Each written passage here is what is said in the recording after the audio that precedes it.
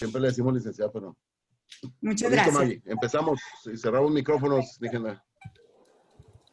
Muy buenas tardes, tengan todos y todas ustedes. Bueno, vamos a dar inicio, esperando que se encuentren muy bien, por lo que les solicitamos cerrar sus micrófonos. En nombre de la Escuela de Medicina y Ciencias de la Salud, TecSalud, les damos la bienvenida al segundo coloquio, es hacia una ética de la emergencia. Agradecemos su participación. Les recordamos también que las preguntas se hacen a través del chat y al finalizar habrá una sesión para contestarlas. Me voy a permitir presentar a los coordinadores de este coloquio. El doctor Jorge Eugenio Valdés García es médico cirujano oftalmólogo, maestro en ciencias médicas, cuenta con un doctorado en investigación clínica, es miembro del Sistema Nacional de Investigación Nivel 1, académico titular de la Academia Mexicana de Cirugía y Chairman of Pan American Foundation of Ophthalmology, así como también cuenta con experiencia directiva en el sector salud. El doctor Jorge Eugenio Valdés García es actualmente decano de la Escuela de Medicina y Ciencias de la Salud, TecSalud, y vicepresidente de la Asociación Mexicana de Facultades y Escuelas de Medicina, AMFEM. La doctora Pilar González Amarante, que también nos acompaña y es coordinadora, es egresada de la Escuela de Medicina y Ciencias de la Salud, TecSalud, de la generación 25. Cuenta con un máster en Ética para la Construcción Social de la Universidad de Deusto y es doctora en Ciencias Sociales por el Tecnológico de Monterrey, incursionando principalmente en investigación en la rama de la sociología médica con metodologías cualitativas. La doctora González actualmente se desempeña como consultora y como profesora de cátedra de nuestra institución, impartiendo cursos como Sociología Ciudadana y Democracia Bioética Clínica. Enseguida le cedo la palabra al doctor Jorge Eugenio Valdés García para que dé inicio con este coloquio. ¿Qué tal? Bienvenidos todos a este segundo coloquio de una serie de varios que estaremos transmitiendo, tratando de contribuir precisamente a este tema que estamos enfrentando, que es la epidemia o pandemia más bien de COVID-19. Sabemos bien que esta crisis va generando una nueva cultura en la ética, una ética de la emergencia a la que no estamos usualmente acostumbrados. Y esto hace que muchas de las instituciones, las organizaciones, demos un vistazo nuevo a esta aproximación a esta crisis desde la perspectiva ética, ¿no? Y esta tiene que ser razonable, transparente, justa y aceptada por todos. Al hablar de una ética de la emergencia, tendríamos que consensar, y esto empieza a tener matices diferentes, se va a ir dificultando un poco conforme vayamos avanzando. Así que quisimos entrar a estos temas como Escuela de Medicina y Ciencias de la Salud del Tecnológico de Monterrey. La ética de la emergencia, si de por sí las decisiones éticas son decisiones difíciles, la ética de emergencias involucra decisiones muy difíciles, diría yo. Las personas tienen que sopesar derechos y obligaciones y en ocasiones les vamos a pedir sacrificios y acciones excepcionales a ciertos grupos, particularmente al grupo de profesionales de la salud en este tipo de emergencias. Hemos querido seguir abordando diferentes temas que marca la OMS, la Organización Mundial de la Salud. Tiene este documento de la ética en las epidemias, emergencias y desastres.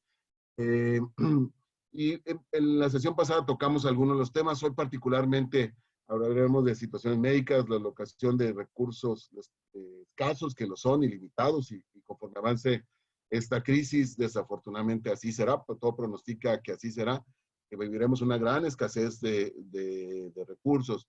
Y esto afectará de manera diferente a diferentes grupos, a unos con mucho mayor vulnerabilidad que a otros. En este fin de semana y preparando esta charla me topaba yo con este artículo, lo rescataba porque es de los pocos documentos que hay en español y actuales sobre, y planteaba esto, un dilema inevitable del COVID-19, cómo salvar más vidas cuando se acaban las camas. Justo antes de empezar esta reunión estaba en otra donde veíamos el potencial de cámaras de terapia, el potencial de camas, perdón, de terapia y camas hospitalarias, o se hacía hoy el anuncio de que los hospitales privados hacen un acuerdo con el sector público para atender un principio que desde hace tiempo se venía manejando, que es la portabilidad del servicio, el derecho a la salud, que van a poder ser atendidos en diferentes lados. Y planteaban estos autores, son dos médicos con un politólogo y un humanista, les pongo ahí la fuente para el que lo quiera leer, y hacen una aproximación desde la perspectiva de planteándose estas preguntas. ¿A quién a quién se otorgan los recursos escasos? ¿En qué momento retiramos los respiradores a pacientes que no mejoran a pesar de la atención o para priorizar a pacientes con mayores posibilidades de vivir? ¿Cómo tomar estas decisiones bajo un contexto de presión y riesgo legal, en un contexto en el que todas las personas exigirán la atención para sí mismos o para sus familiares? Y esto empieza a haber ya presiones de ciertos grupos, tenemos sindicatos buscando ser atendidos ellos primeros, a ciertos grupos con ciertos privilegios también buscar esto. No es una situación no real. Algunos dirán, no, estos hospitales son nada más para los ciudadanos de este estado, ¿por qué tenemos que recibir a ciudadanos de otro estado? Todo esto emergerá y está emergiendo en esta época.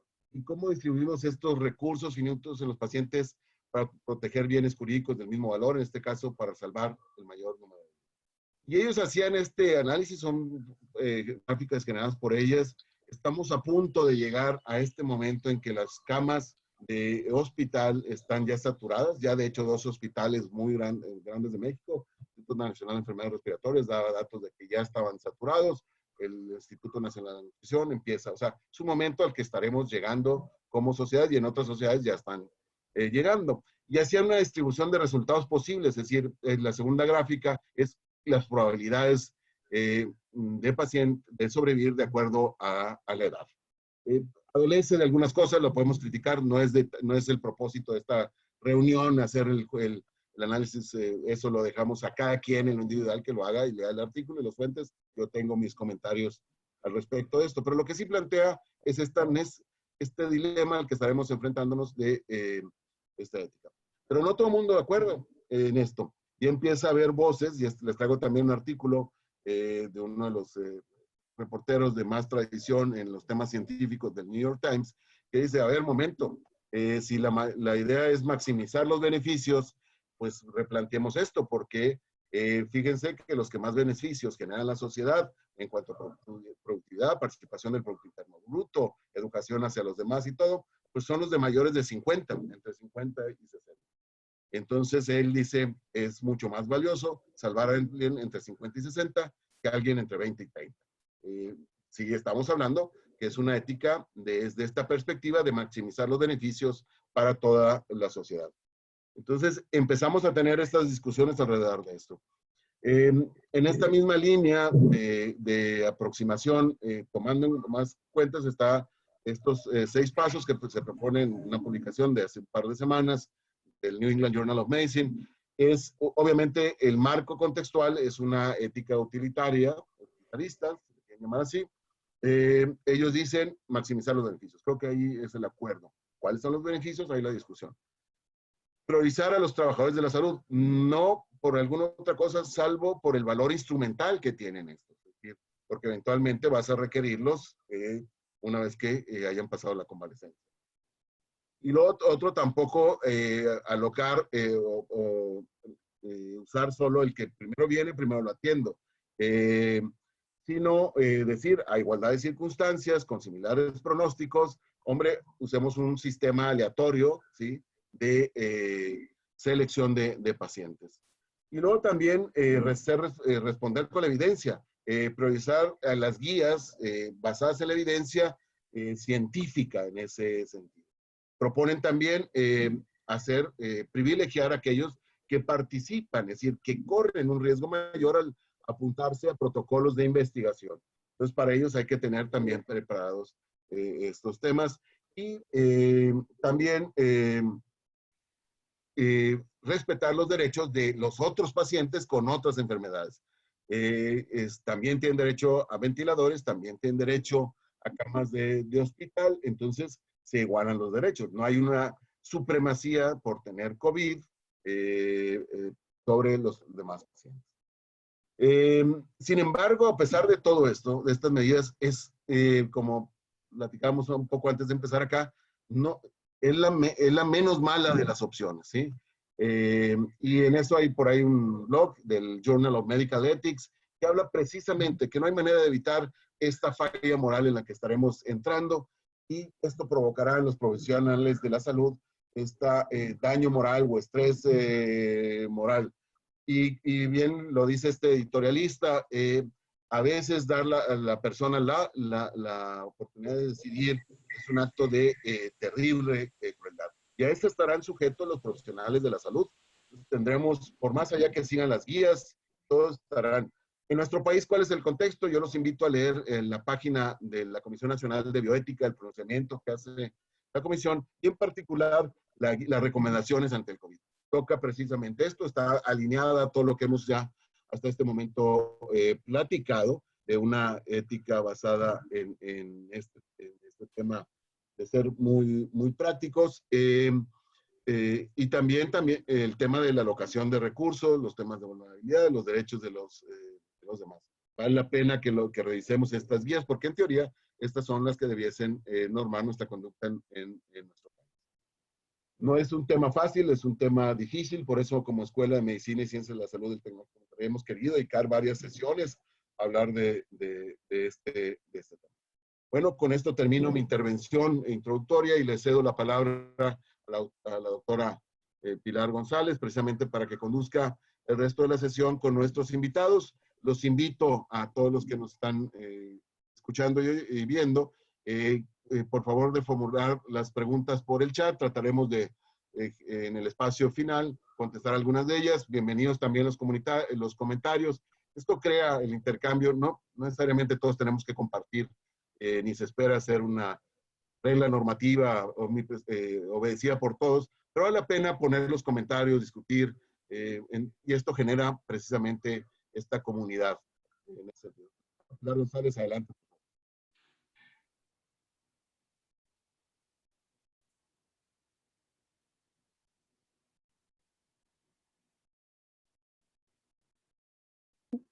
Buenas tardes, ¿qué tal? Muchas gracias, doctor Valdés. Pues en efecto, bienvenidos a todas y todos a este segundo coloquio.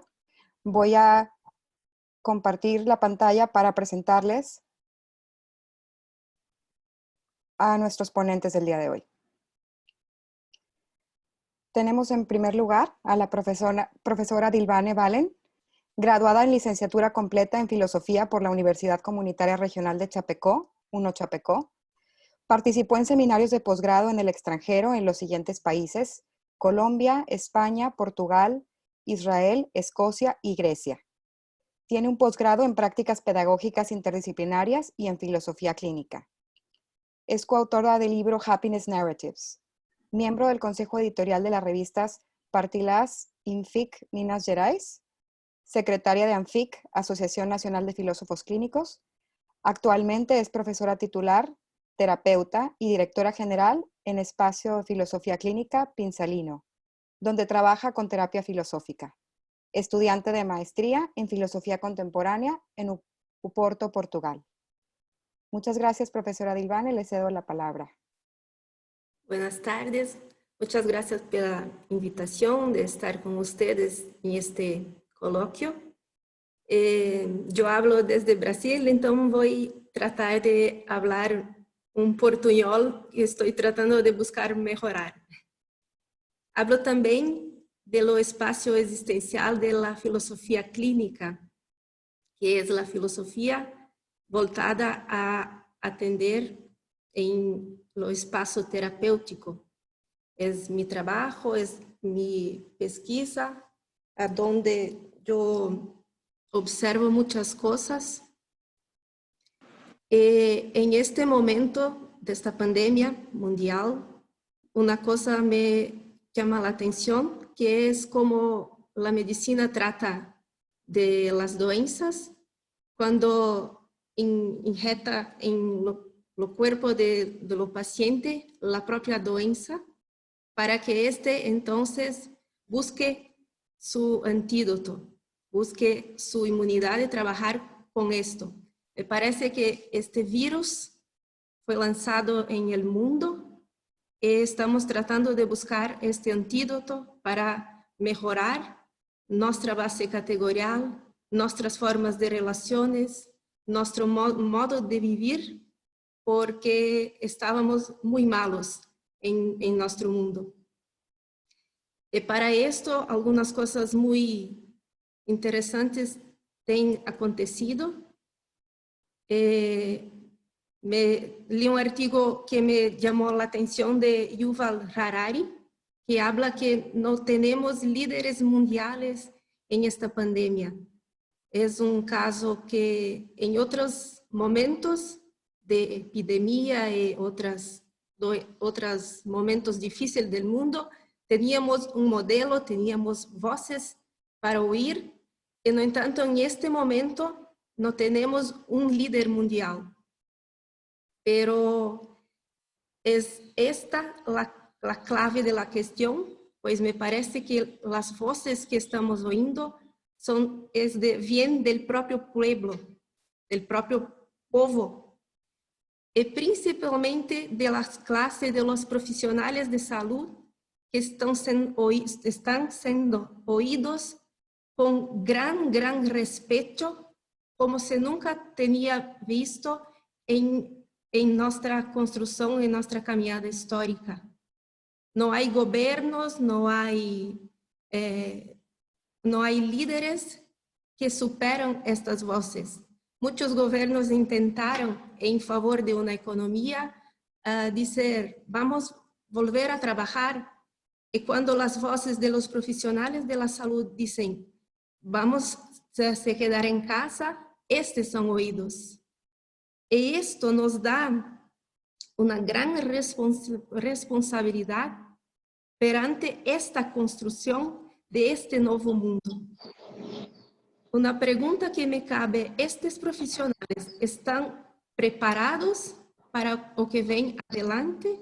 Estos profesionales, en sus estructuras, en su modo de vivir, en su modo de ser, ¿están prontos para tornar este mundo un mundo mejor? Por favor, pase la segunda. Mira, esto es lo depoimento de una doctora brasileña que vive en la Italia y que trabaja en el epicentro de las cuestiones. Y aquí me parece que hay pelo menos dos conceptos que precisamos mirar de perto. El mundo objetivo, el mundo subjetivo. Cuando esta doctora dice, lo triste no es perder 11,000 pacientes, como dicen los periódicos. Estás hablando del mundo objetivo, estás hablando de números, está hablando de teorías, está hablando de estadísticas.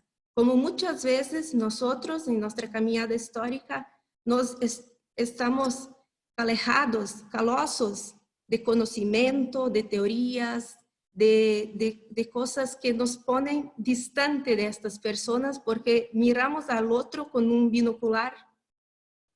Ahora, cuando esta doctora dice lo que es más triste es perder cada uno de estos pacientes, conocer la historia, conocer el nombre de hijo, conocer, no consigo leer todo, es conocer el esposo, es saber que tiene una historia, saber que tiene un hermano, saber que esta persona tiene una vida, esta persona habla de su mundo subjetivo, habla de su propia estructura. En nuestra caminada fomos treinados a oír las estructuras fuera de nosotros, las religiones, el gobierno, las leyes, y no aprendemos a oír nuestra propia estructura, nuestra propia historicidad, nuestra propia caminada. No tratamos de escuchar esta estructura que en momentos como este debería estar muy más preparada para lidar con estas cuestiones y para sanar muchas de las cosas que se presentan en este momento. Hablamos de una ética pero hablamos de una ética objetiva hasta ahora. Una ética que va de este mundo objetivo en dirección al mundo subjetivo. Una ética pronta, pero esta ética que es pronta, que se va al mundo del otro con los conceptos definidos, ¿es de facto una ética o precisamos también revisar esta forma de hacer ética?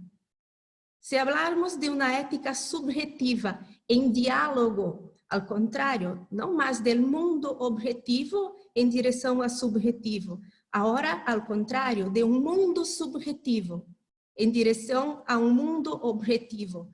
¿Cómo dialogar estos dos mundos a partir de mi mundo con respecto a mí y con respecto al otro?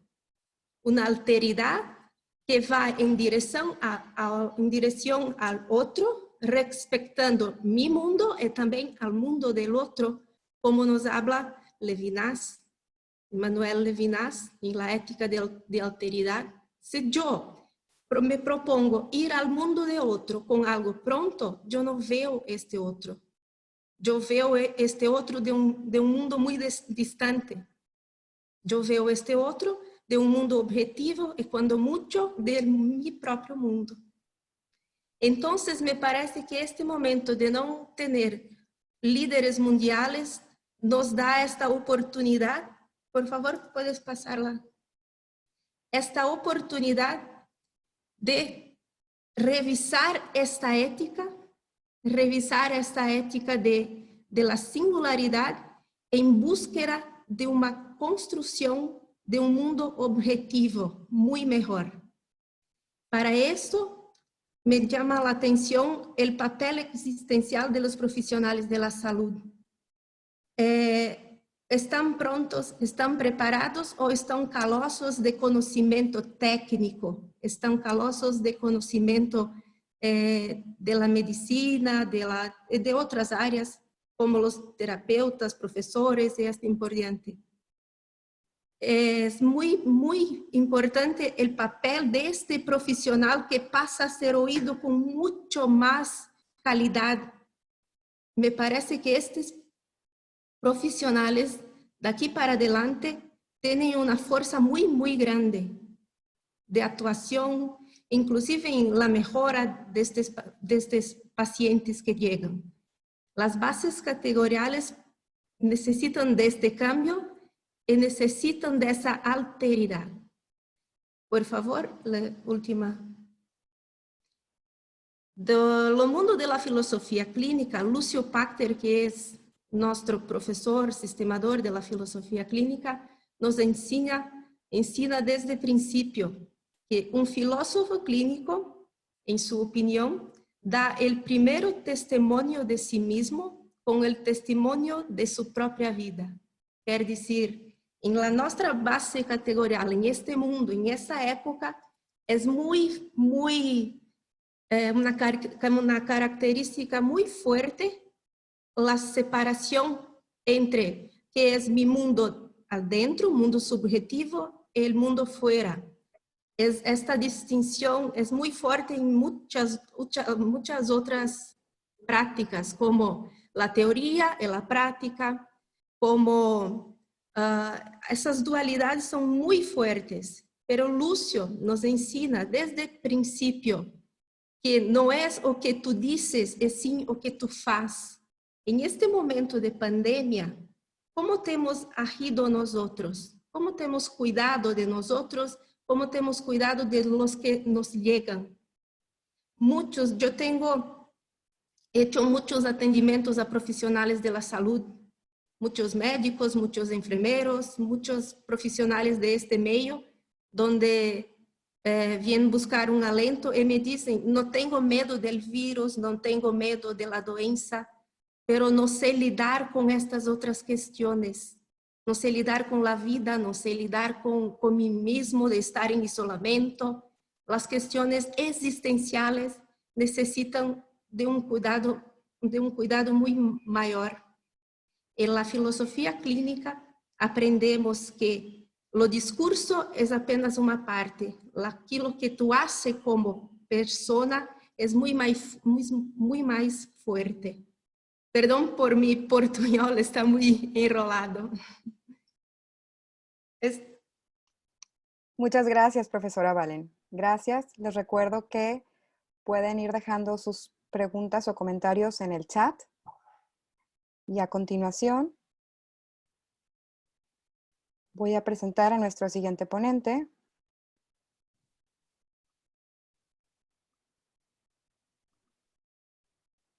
Un momento.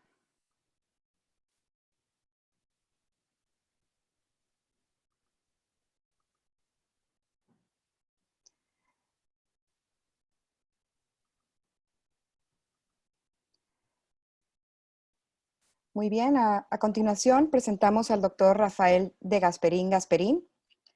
Rafael Modesto de Gasperín Gasperín tiene un postdoctorado en filosofía y un doctorado en filosofía por el UCIME en colaboración con la Fundación de Investigaciones y Ediciones de Filosofía Neohelénica de Atenas, Grecia. Cuenta con un doctorado en Ciencias Humanas otorgado por el Centro Universitario de la Ciudad de México.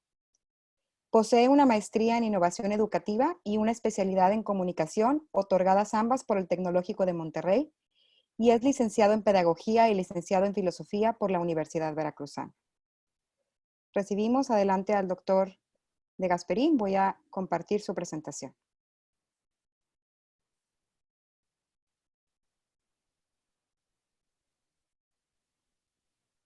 ¿No lo escuchamos, doctor? Tu micrófono, Rafa. Ya estamos. Está silenciado. Sí, ya estamos. Muchas gracias a todos y todas por estar aquí en esta ocasión. Muchas gracias a la profesora Valen por haber aceptado la invitación desde el sur de Brasil. La pregunta que tenemos sobre la mesa en cuanto a las bases categoriales es ¿dónde está la singularidad? ¿Dónde está la singularidad? Cuando en filosofía clínica nosotros hablamos de bases categoriales, distinguimos fundamentalmente cinco elementos: tiempo, espacio, circunstancia, asunto inmediato y asunto último. El asunto inmediato que nosotros tenemos sobre la mesa es precisamente esta pandemia que nos está amotinando, digámoslo de alguna forma, como colectivo humano, ¿ya? Nos hemos hecho montones en nuestros propios espacios privados, en nuestras propias casas. Sin embargo, en este espacio, el tiempo, debido a las circunstancias, nos ha hecho replantearnos nuestras relaciones temporales y espaciales. Y la gran pregunta que tenemos ahora en nuestras bases categoriales es sobre el asunto último. Nuestro asunto inmediato lo tenemos circunscrito a un tiempo y a un espacio llamado cuarentena, llamado confinamiento, ¿ya? Y el asunto último es a dónde estas circunstancias nos van a llevar después de que este asunto inmediato que emergió nos lleve al replanteamiento de nuestras bases categoriales.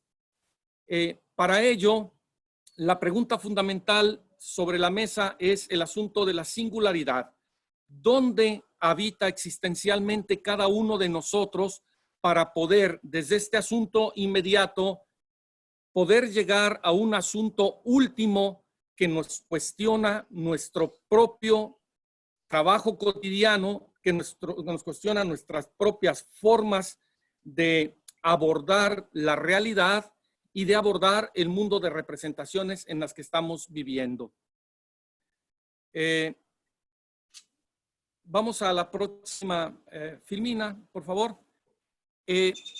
Para poder aproximarnos a esto, vamos a hacer una breve distinción entre lo que son los preconceptos, los conceptos y los posconceptos.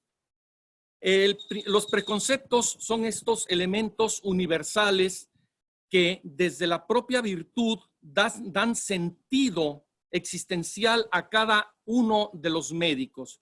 El principio terapéutico, ustedes lo saben mucho mejor que muchos filósofos clínicos, como médicos es aquel que nos va a permitir poner nuestras propias virtudes para poder atender al paciente. Es el famoso principio terapéutico de aquella imagen que se manejaba mucho del médico de maletín y que se manejó también como una figura universalista. Este principio terapéutico, con la llegada de la modernidad, con la llegada de nuevos modelos de trabajo y con la llegada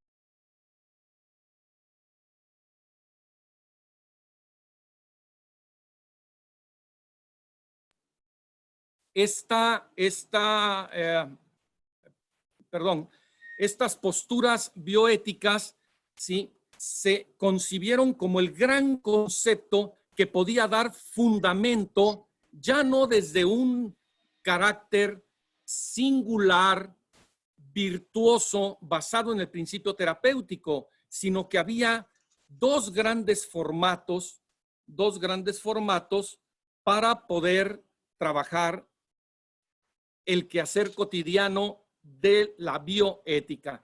Estas dos grandes posturas eran la principialista, en la que la mayoría de ustedes ha sido formado a través de 4 elementos: la beneficencia, la no maleficencia, la autonomía y la justicia, y la otra postura que es la personalista, en donde se plantea la defensa de la vida física, la totalidad de la persona humana, la libertad y la responsabilidad, y la sociabilidad y la subsidiariedad.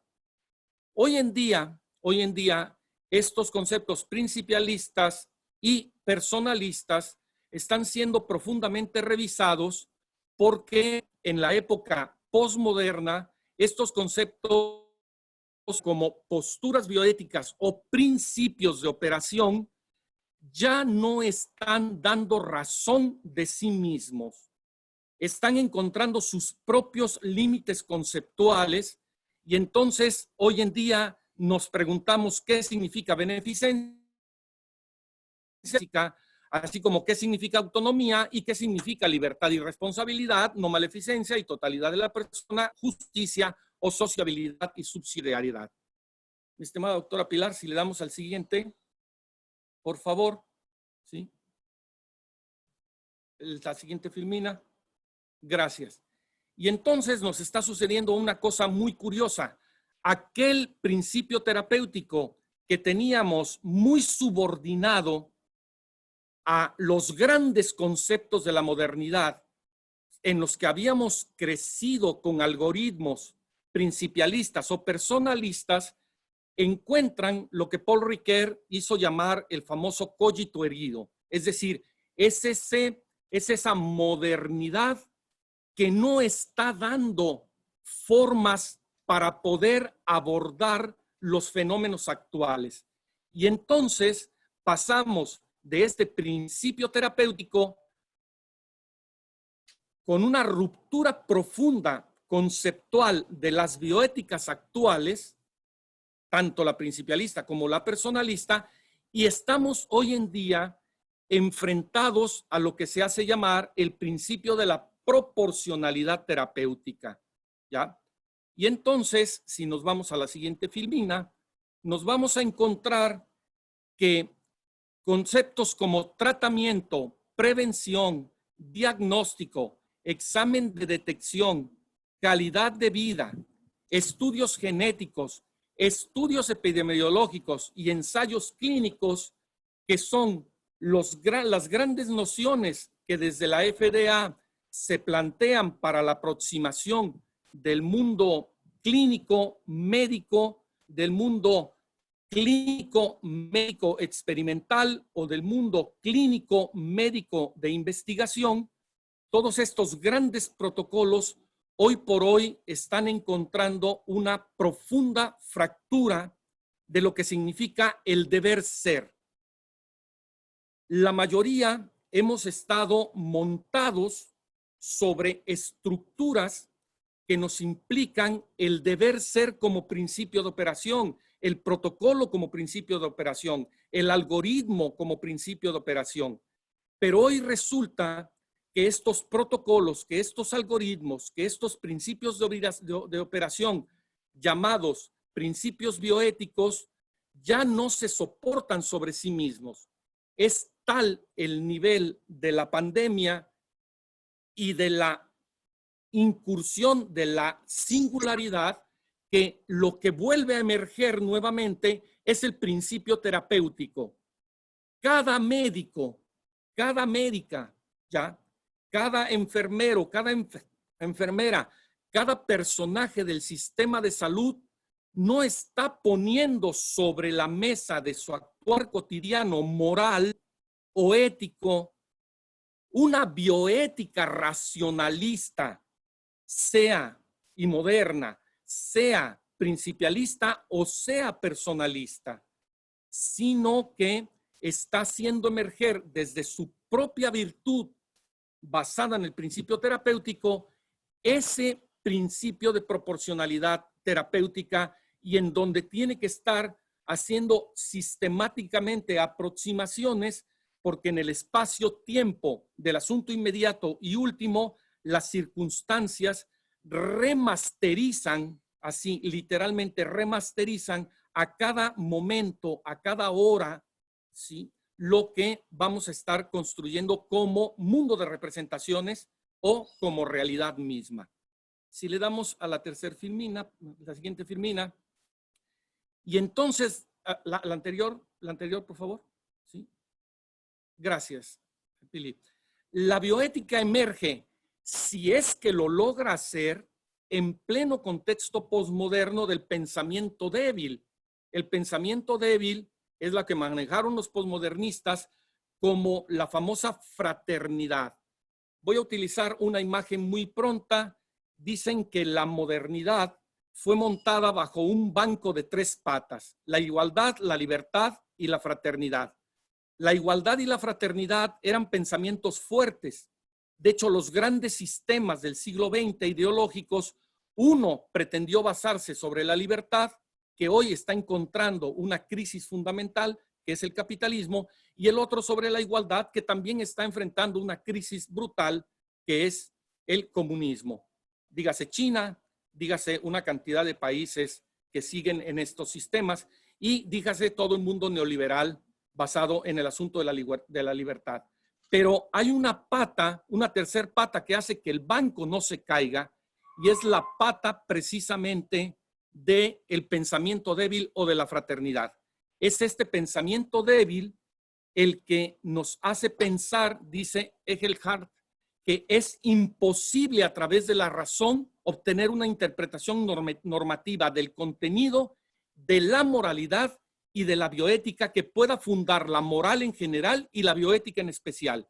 Es decir, estamos frente a un fenómeno de tal envergadura que o rescatamos la singularidad, ¿sí?, en esta historicidad de cada uno de los pacientes, desde la singularidad de la virtud de cada uno de los médicos, o, y esto lo vamos a tener que estar graduando minuto a minuto, momento a momento, en este principio de proporcionalidad terapéutica.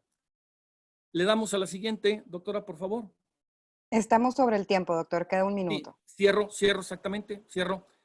¿Qué hacer entonces si las cuestiones que se plantean no los podemos resolver desde la razón ya fragmentada o desde la fe? Habrá que buscar una ética capaz de consensuar los principios. El consenso es la única fuente de autoridad moral y que se materializa en los principios de permiso, beneficencia y propiedad. Y termino diciendo lo siguiente. Con permiso, por beneficencia, nos vamos a llevar a su muerto y lo vamos a enterrar en nuestra propiedad común.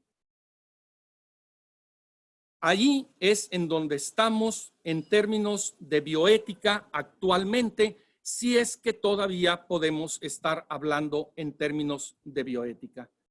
La siguiente, solo para los créditos finales, ¿ya? Por eso la gran pregunta que tenemos hoy en día es singularidad, ¿en dónde estás? ¿En dónde estás?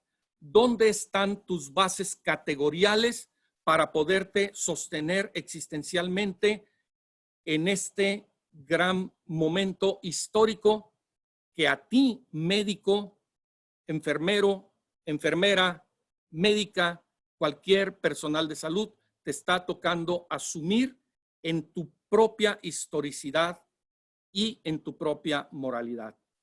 Cerramos nada más con la bibliografía. Muchísimas gracias por este espacio. Enhorabuena a todos los demás. Muchas gracias, doctor. No venía la bibliografía, pero la podríamos compartir después. Muchas gracias por esta Muchas gracias. reflexión tan Gracias. provocadora. Muy bien, a continuación, para terminar, nuestro tercer ponente, el doctor Federico Ramos Ruiz. Lo presento. El doctor Federico Ramos es médico psiquiatra, cuenta con un doctorado en ciencias médicas por la Universidad de Navarra, certificado por el Consejo Mexicano de Psiquiatría. El doctor Ramos es profesor de planta en la Escuela de Medicina y Ciencias de la Salud, TecSalud, coordinador de investigación en la especialidad médica de psiquiatría, secretario del Comité de Ética de la Investigación Clínica de la Escuela de Medicina y Ciencias de la Salud, TecSalud, miembro de otros comités de ética e investigación en otros centros de investigación. También es miembro del Consejo de Rehabilitación Psicosocial, ABP, desde diciembre del 2010. El doctor Federico Ramos realiza su práctica privada en la ciudad de Monterrey. Adelante, el doctor Federico Ramos. Voy a presentar Muchas gracias, Pili. los apoyos. Sí, me han pedido que toque el tema del acompañamiento clínico en situaciones límites. Si me pasa la siguiente, Pili. Quise centrar un poco en 3 de los aspectos fundamentales que los médicos, enfermeras, personal de salud en general, tenemos un poquito como nuestro deber ético, por así decir, que es la parte asistencial, y digamos como la más visible a veces, que es donde estamos atendiendo a pacientes clínicamente. La parte docente que ejercemos siempre, tanto sea o no en una escuela, porque siempre estamos enseñando ya sea al paciente, a su familia, a otros médicos, estudiantes, etcétera. Y la parte investigadora que ejercemos en cada caso y también como investigadores si nos dedicamos al tema de investigación básica, clínica, epidemiológica, etcétera. Y desde luego quería platicar también de un acompañamiento clínico peculiar que yo le llamé in absentia, que ya lo comentaremos después, la que sigue, Pili, si quieres. Con relación a la primera parte, a la primera faceta, a la faceta asistencial, si nos la puedes mostrar, Pili, la que sigue. Tenemos la exigencia siempre, nosotros el personal sanitario, pues de recibir a las personas que lo requieran, de escucharlos, lo que llamamos nosotros el interrogatorio, la exploración física, el mismo interrogatorio es una exploración, diagnosticar y tratar a cada persona o ciudadano que así lo requiera.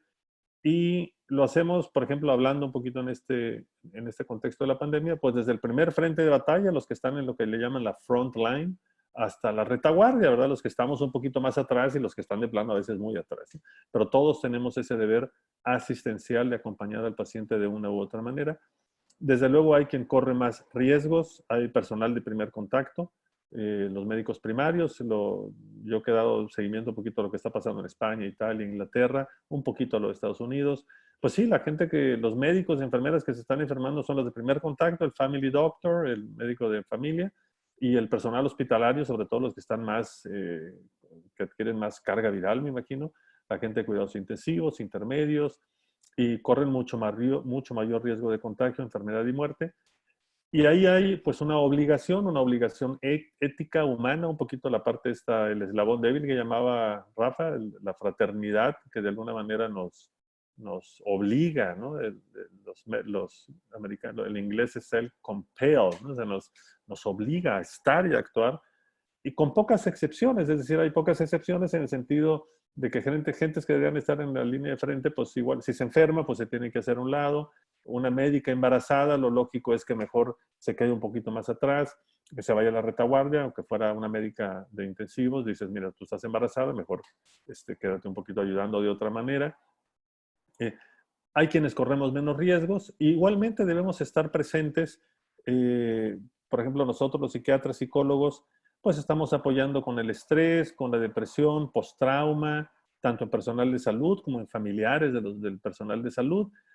Uno de nuestros compañeros, Carlos Arnaud, ha estado organizando precisamente, tanto para el TEC como para la Asociación Psiquiátrica del Noreste, y a nivel Secretaría de México se está trabajando para estar disponibles para poder ayudar al personal de salud. No estamos abiertos a la población abierta, sino bien al personal de salud, precisamente viendo la problemática que están teniendo desde el punto de vista emocional, afectivo, tanto ellos como sus familiares, sobre todo la gente que está más en contacto con la problemática dura, por así llamarle, ¿no? La parte más aguda. Y la que sigue, Pili, por favor. Y luego está un poquito la parte, siguiendo un poquito el acompañamiento al paciente, pues está la corresponsabilidad que vendría para las autoridades, pues porque los gobiernos, los empleadores deben intentar minimizar los riesgos para el personal sanitario. A nosotros, los médicos, nos van llegando las quejas de compañeros que están trabajando en algunas áreas aquí de nuestro país y que se sienten muy desprotegidos porque sus empleadores pues no los protegen, ¿verdad? Es decir, no, a los que podrían irse a su casa no los mandan a su casa, a los que deberían tener más protegidos con equipamiento no los proveen del equipamiento, incluso hay algunos que que dicen que los tienen que comprar con sus propios recursos para protegerse un poco, ¿no? Entonces, evidentemente, en esta dimensión asistencial de acompañar al paciente, hay una corresponsabilidad por parte de gobiernos y empleadores de minimizar los riesgos para el personal sanitario, proveyendo lo que se requiere, entre ellos, pues sabiendo que va a haber pérdidas humanas, es decir, que en esa gente que va a estar en el frente de batalla va a haber personal sanitario que va a enfermar y que va a morir, ¿no? Pues para los que van a enfermar, aunque no mueran, pues tener la indemnización, el seguro médico, etcétera. Y para los que van a fallecer, pues indemnizaciones por la defunción para los familiares de trabajadores que fallezcan por haber estado expuestos, ¿no? Y una vez que hay el tratamiento, viene otro aspecto de la asistencia, que pues el tratamiento en general, cuando salen vacunas, etcétera, suelen ser limitados, ¿no? Incluso tratamientos como antivirales, pues suelen ser limitados y cuando ya hay escasez, pues se tiene que dar prioridad al personal sanitario y a otros proveedores de servicios esenciales, a grupos cruciales, a veces se les llama, si vale la pena, eso lo determinan las autoridades, a los superpropagadores y también, lógicamente, a personas con un mayor riesgo de fallecer, es a los que se debe privilegiar, ¿no? Entonces son los aspectos éticos. Aquí estamos hablando, en la primera diapositiva, quizá más de la beneficencia, perdón que sea tan principialista, Rafa, ya me disculparás, y en esta segunda diapositiva estaríamos hablando un poco más del término justicia, ¿no? Beneficencia hacia el personal sanitario, pero justicia desde el punto de vista de darle a cada quien lo que le corresponda y hablando del papel de las autoridades. Si me pasa la que sigue, Pili, por favor. Desde el punto de vista del aspecto docente, como también parte de nuestra obligación ética del personal sanitario y como parte de un modelo de acompañamiento, pues lógicamente a todos nos corresponde educar a nuestro alrededor. Yo creo que a todos nos ha ido pasando. Yo lo pensaba desde el punto de vista de que tenemos que ir en círculos concéntricos. Pues a quienes tenemos que educar, pues para empezar a nuestra familia. A mí me ha tocado hablar con mis hijos, explicarles a su manera. Mi mujer también es médico y entonces entre los dos procuramos explicarles a nuestros hijos. Y es muy difícil, déjame decirle a un niño que si sale a la calle, pues tiene que estar a 2 metros de distancia de sus amigos, incluso jugando fútbol, porque a veces el fútbol se tiene que jugar más cerquita, ¿verdad? Y entonces, pues no. Entonces, o no juegas fútbol, o no juegas tenis, o no tocas los juegos estos que hay en el parque, pues no te subes al columpio, ¿verdad? Entonces, sí es un poco... Entonces, desde la familia, los amigos empiezan a entrar en pánico, muchos de mis amigos. Yo el día de hoy he estado hablando con 2 o 3 amigos precisamente explicándoles un poquito cómo están las cosas.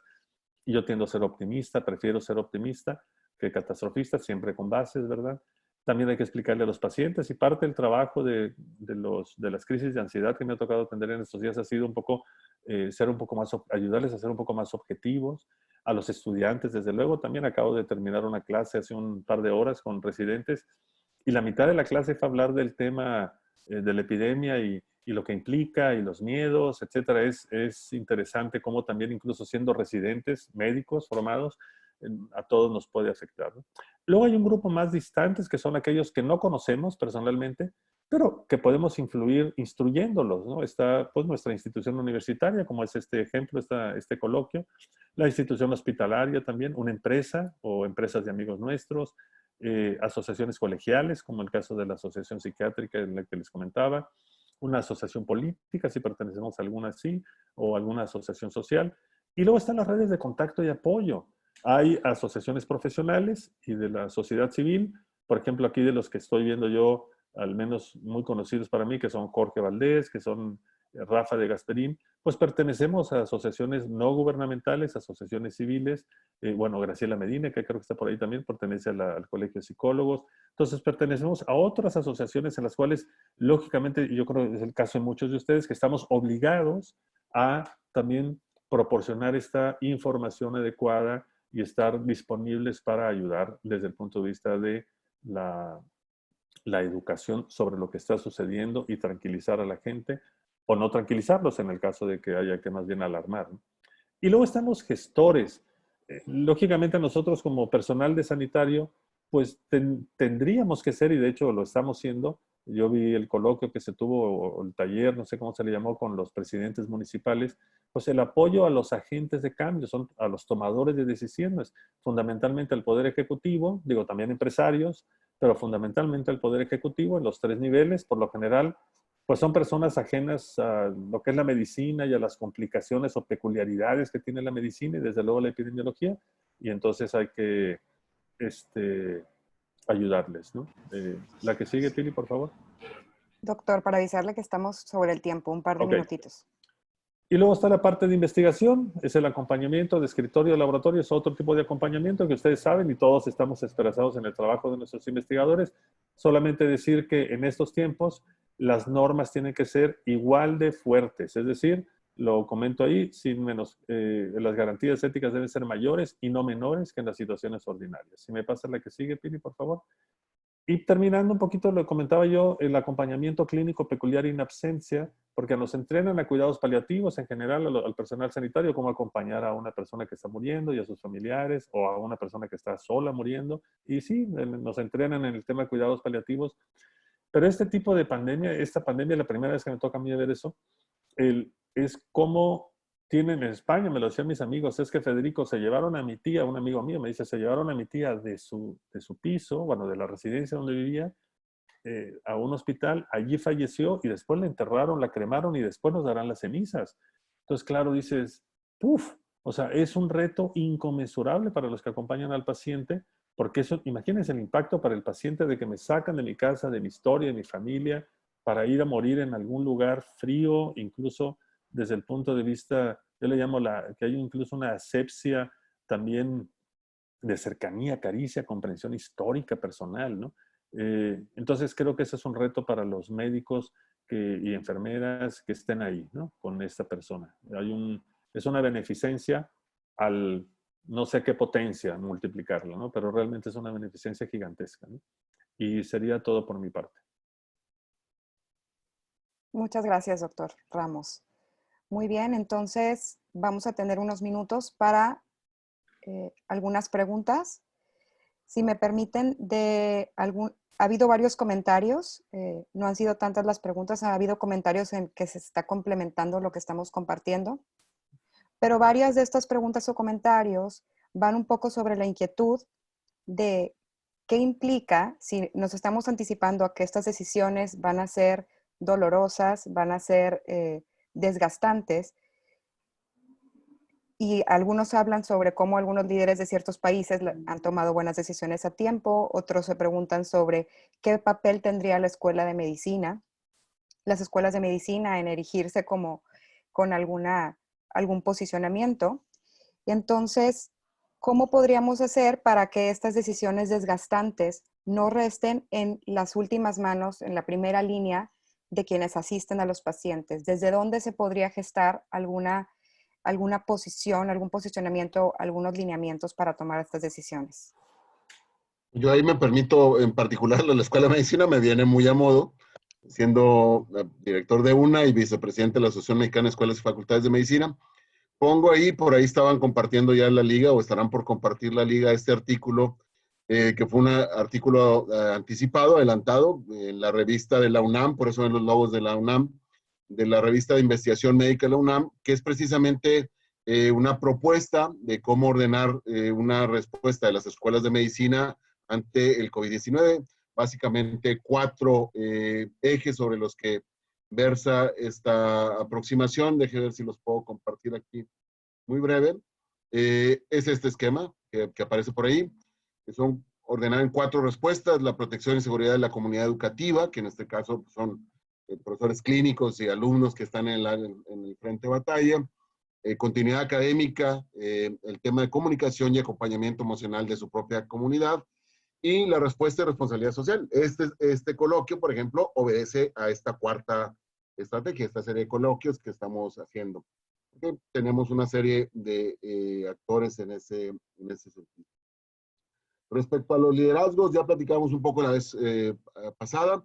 Hay varias diferentes dependiendo del tipo de democracias o sistemas de gobierno. Es mucho más fácil en países como los que se ponen, por ejemplo, que son islas de poblaciones menores, que incluso una ciudad como la que estoy yo ahorita, Monterrey, Islandia,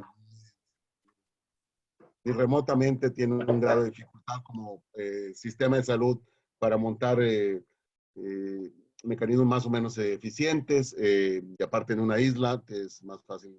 A países complejos, Estados Unidos, con la misma Europa, con temas, qué no decir Brasil, aprovechando que está la profesora Dilbane, muy complejos, heterogéneos, que requieren otras aproximaciones. Hay una gran tentación para el autoritarismo, lo mencionaban nuestros ponentes la vez pasada.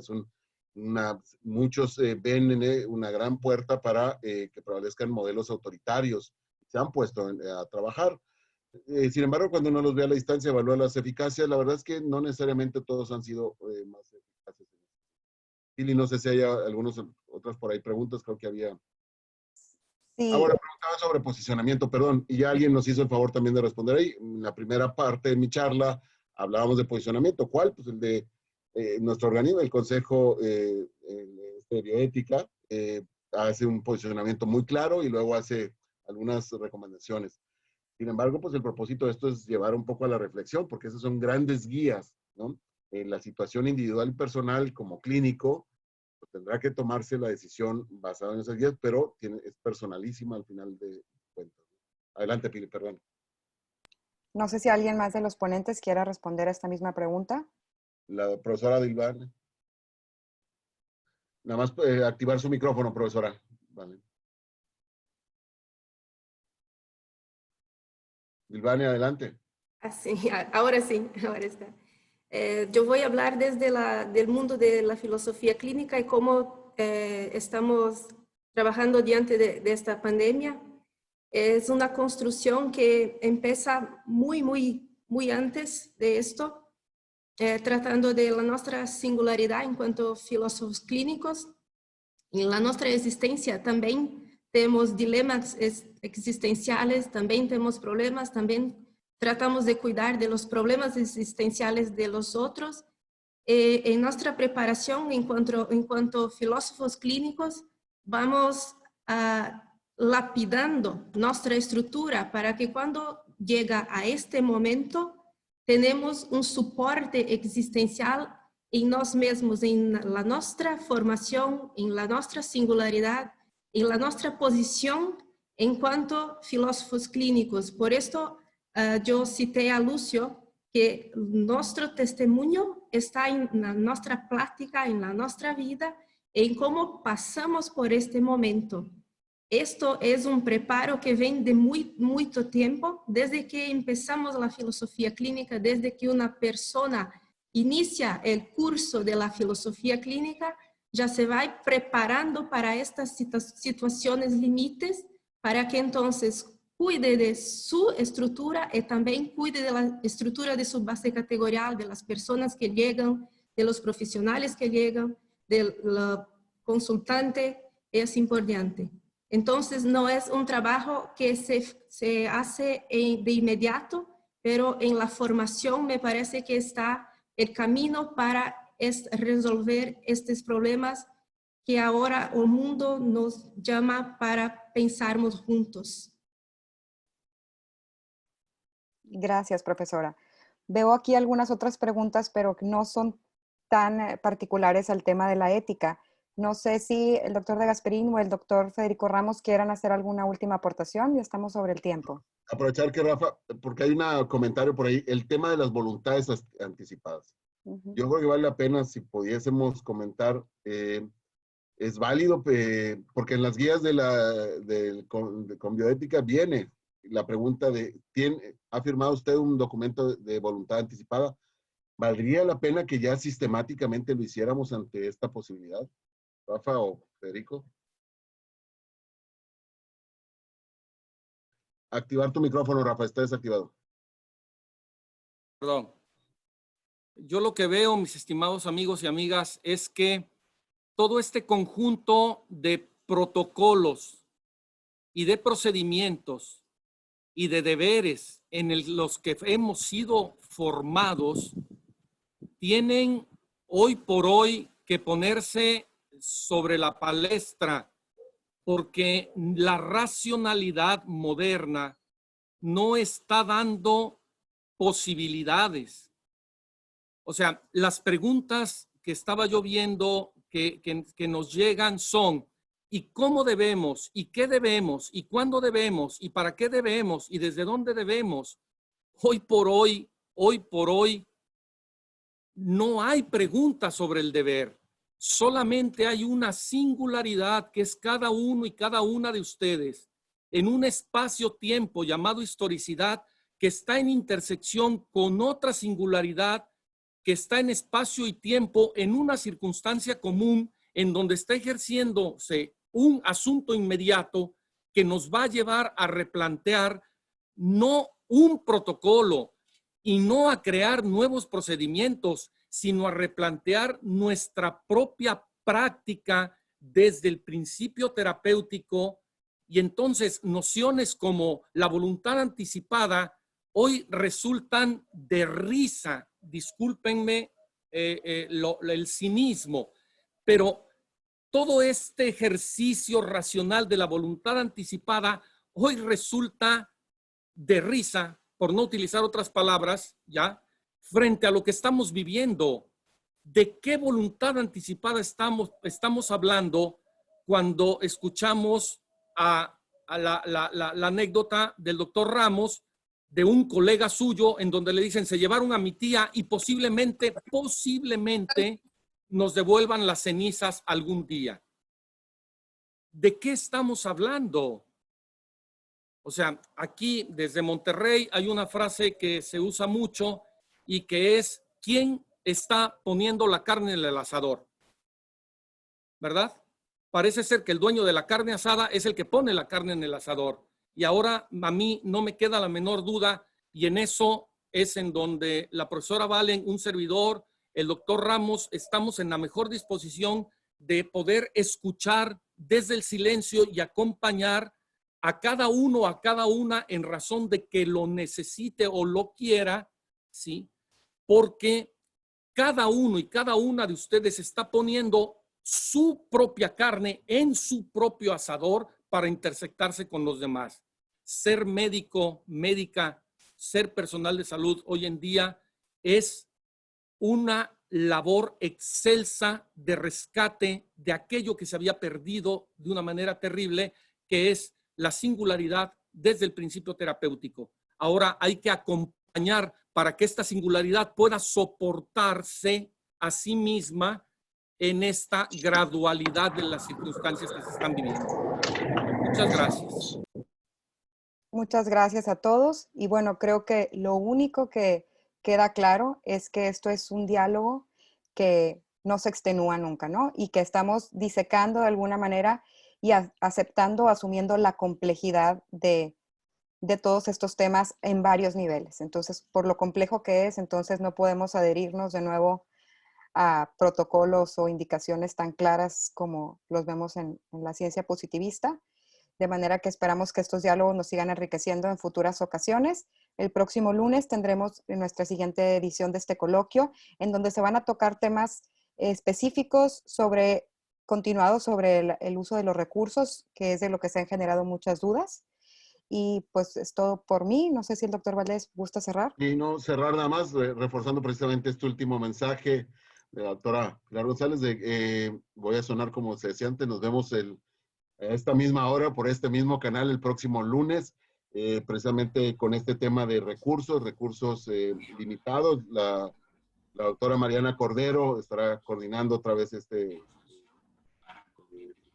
coloquio, igual que la doctora Pili, con algunos otros invitados. Particularmente se quedan ahí en el tintero algunas preguntas sobre esto de si compro mi ventilador o compro y me aseguro de esto. Creo que lo hemos visto en exceso, desde el papel de baño hasta la cloroquina. Aquel que tiene recursos va y los compra. ¿Es esto solidario? ¿Es esto ético? ¿Es esto válido? ¿O es una actitud de sálvese quien pueda?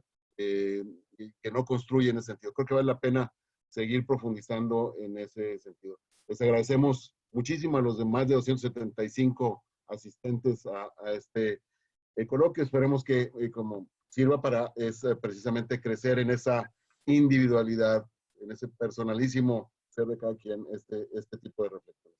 Buenas tardes a todos y por favor, cuídense mucho. Hasta luego. Gracias. Gracias, profesora. Saludos hasta Brasil. Para ustedes también. Cuídense. Muchas gracias a todos los participantes y a todos los que expusieron. Que tengan ustedes muy buenas tardes.